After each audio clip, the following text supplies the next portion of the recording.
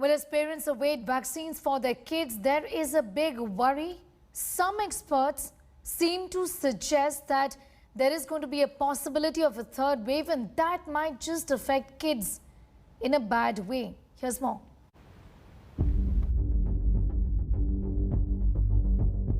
Even as India battles a second coronavirus wave, the threat of a third wave looms large. And experts say that it will be children who will be most vulnerable. Already, several children below the age of 18 years and newborns are now testing positive for COVID-19.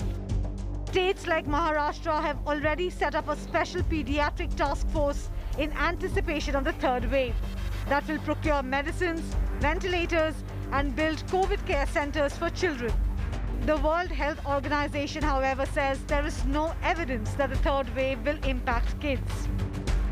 Children, we've seen from the beginning that while they can get infected, especially children under 10 are usually asymptomatic, usually not picked up and don't get sick. And it's very rare serious events that we see in children who are infected, the multi-organ inflammatory syndrome. It's a very rare complication. While the COVID threat for children does exist, the only solution, the vaccine, seems to be a long way off.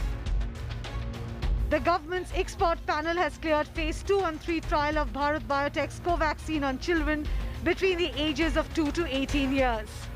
Pfizer-BioNTech vaccine has been approved by the US FDA for 12 to 18-year-olds. American President Joe Biden has asked for immediate vaccination of young teens. Moderna is also conducting KidCo vaccine study for kids aged 6 months to 12 years.